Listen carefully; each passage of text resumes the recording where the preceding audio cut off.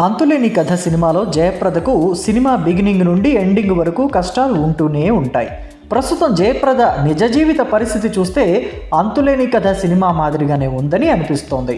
ఒక కేసులో అరెస్టు వరకు వెళ్ళిన ఆమె దాని నుండి బయటపడుతుందిలే అనుకుంటే ఇప్పుడు ఆమెను మరో కేసు వెంటాడుతుంది. ఈ మాజీ ఎంపీని ప్రస్తుతం కేసుల సమస్యలు చుట్టుముట్టాయని చెప్పాలేమో. ప్రజాప్రతినిధుల కోర్టు ఆమెను వెంటనే అరెస్టు చేయాలని పోలీసులను ఆదేశించింది. అసలు ఎందుకు ఆమెను అరెస్టు చేయాలని ప్రజాప్రతినిధుల న్యాయస్థానం ఆదేశించింది అనే వివరాల్లోకి వెళితే 2019 లోక్సభ ఎన్నికల సమయంలో జయప్రద భారతీయ జనతా పార్టీ పార్లమెంటు అభ్యర్థిగా ఉత్తరప్రదేశ్లోని రాంపూర్ నుంచి పోటీ చేశారు.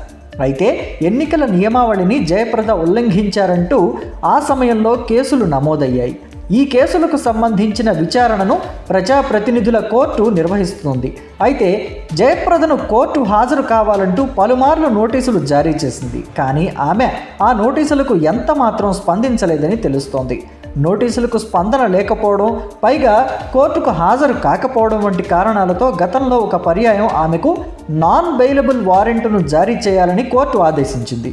ఇప్పటివరకు జయప్రదకు 7 సార్లు వారెంట్ జారీ చేసిన పోలీసులు జయప్రదను అరెస్టు చేయలేదని ప్రభుత్వ న్యాయవాది కోర్టులో వాదించారు. ఈ క్రమంలో ఆమెను వెంటనే అరెస్టు చేసి కోర్టులో హాజరుపరచాలని రాంపూర్ ఎస్పీని ప్రజాప్రతినిధుల న్యాయస్థానం ఆదేశించింది. ఈ కేసుకు సంబంధించి తదుపరి విచారణను ఫిబ్రవరి 27వ తేదీకి వాయిదా వేసింది. ఇక జయప్రదకు కోర్టు కేసులు, అరెస్టు వారెంట్లు కొత్తేమీ కాదు. 2023 ఆగస్టులో జయప్రదకు చెన్నై ఎగ్మోర్ కోర్టు కూడా అరెస్టు వారెంట్ జారీ చేసింది. ఒక కేసు విషయంలో ఆమెకు 6 నెలల జైలు శిక్ష కూడా విధించింది.